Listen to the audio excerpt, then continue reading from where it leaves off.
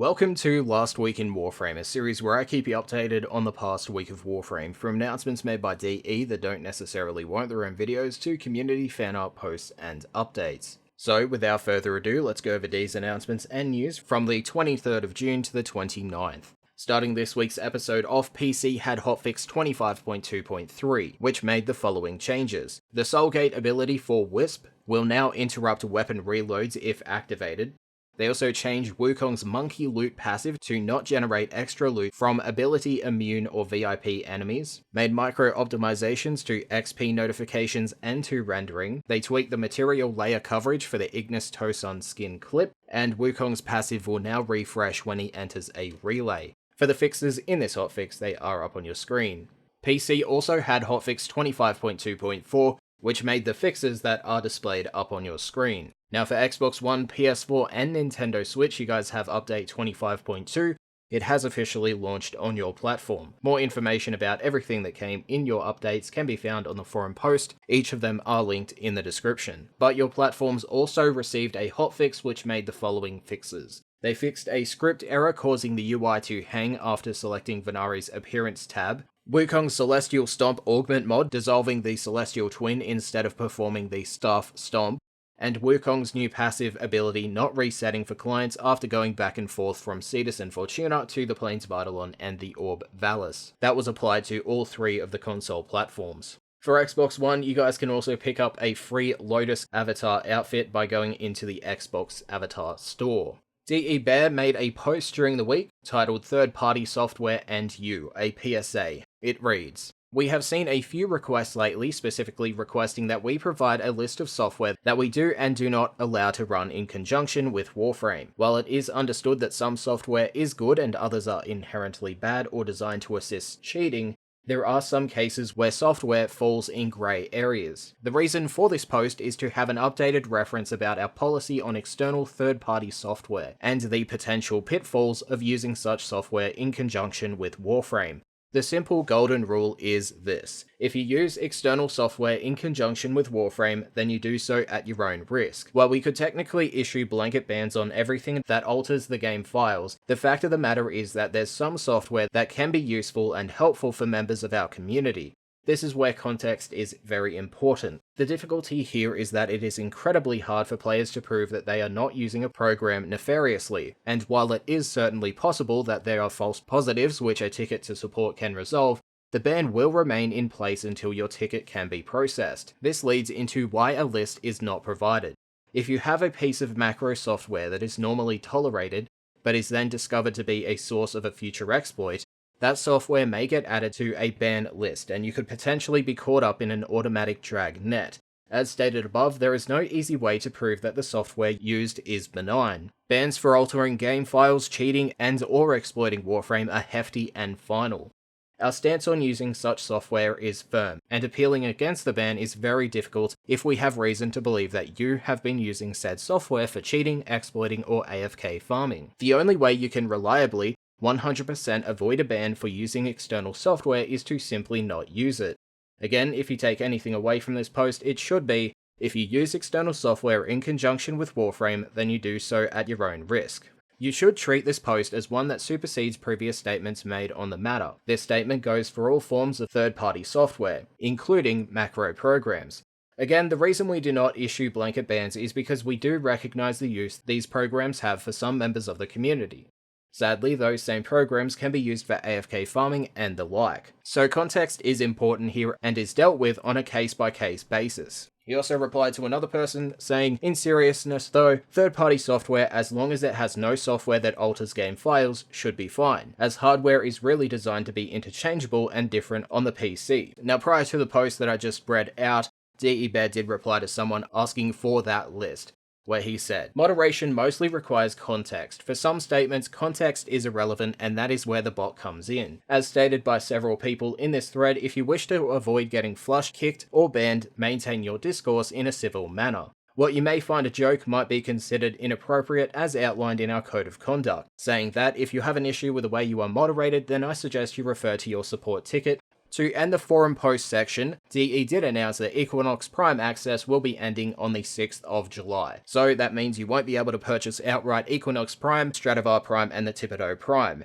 The following items will also be entering the Prime Vault, which is the Isabel Prime Syndana, the Navarre Prime Armor, Hydroid Prime, Ballistica Prime, and the Nami Scala Prime.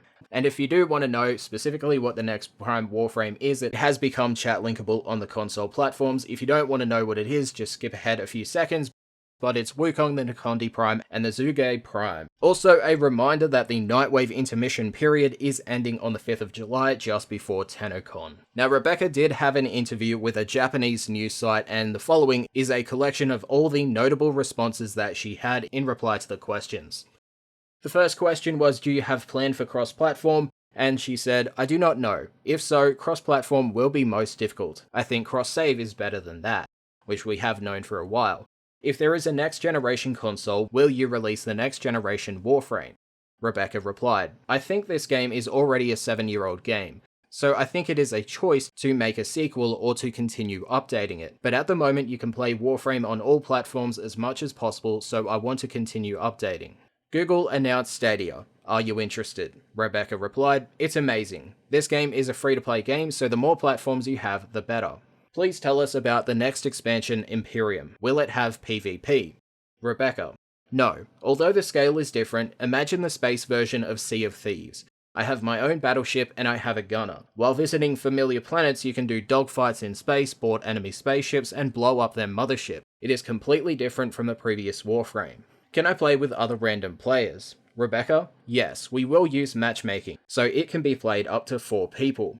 In the trailer, battleships were fighting each other, but what kind of battle is it actually? Rebbecca, the weapons they carry are important. First of all, battleships will shoot each other, but there are times when the enemy boards you, so you aren't using gunners all the time. It's quite troublesome when they get in. Does the ability of a battleship change depending on the equipped frame, etc.? Rebbecca replied, there is no such effect because battleships have inherent abilities. What kind of reward can you get with Empyrean? Good question. I haven't announced anything yet, but there is a battleship upgrade and it is possible to strengthen shield, speed, power, and more. There is also a huge reward, but this will be announced in the future. When can Empyrean be played? You'll need a clan, so you will need to be in a clan. In fact, it is difficult to answer this question, and it has not been decided if we want people to play 100 hours first, or if they can join the game and immediately play. As we have to playtest first, we have not decided on it now. Do you plan to add an Arcwing? Rebbecca, that is the plan. It will be an interesting module. The Runner Warframe and the Oni frame are newly announced. What kind of frames are they?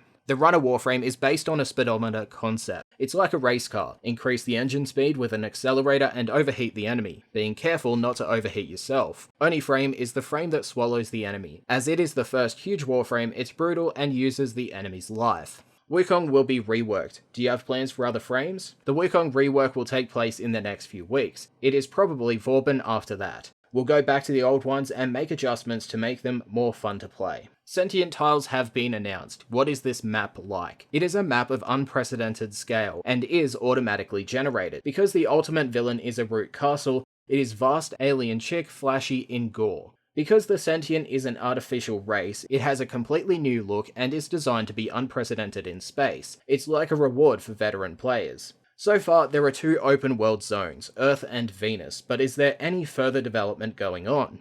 Yes, it will be announced at TennoCon. You may see something under development. What will be the biggest feature announced at TennoCon? Empyrean is big. It's made using what we have learned so far. Shooter element, space element.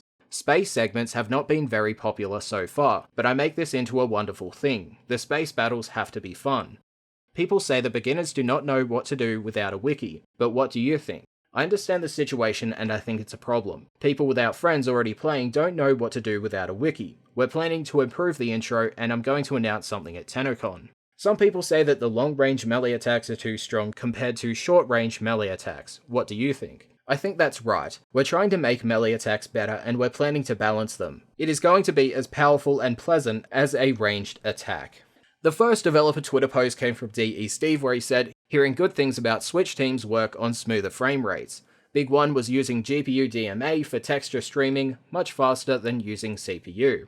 More things planned back into TennoCon work, so Switch players possibly look out for more optimization. For Reddit posts this week, there was one where a player highlighted one of the caves in the Plains of Eidolon and said, "Am I the only one who feels this would be cool as a Sanctuary Onslaught zone? It feels criminally underused and is a very unique area," where DE Killer Cutfin replied, "Sounds like a fun task for rainy days. I'll scribble me a note and make them caves ESO friendly when I got some air for it." The other post was in reply to someone saying, "Suggestion: replace guild and item challenges with kill X enemies with a gilded item," where Rebbecca replied, "We can definitely review this for Series 3. Series 2 is locked in with developer workshop changes, with pending emergencies." The final Reddit post was in response to, "Hey DE, can we equip Ephemera onto our operators?" where Rebbecca said, "We will try this out in a post-TennoCon world." Now for community highlights, there are two, which is Warframe Wisp by Angelic Titan and Fortuna by Ophi Arts. Anyway, that does conclude this episode of Last Week in Warframe. If you found the video informative, make sure to leave a like. If you think I can improve upon the series in any way, shape or form, make sure to leave it in the comment section down below. And if you want the channel glyph, it is up on your screen. It's one-time use. If someone else has already used it, can't be used. Simple as that. Thanks for watching.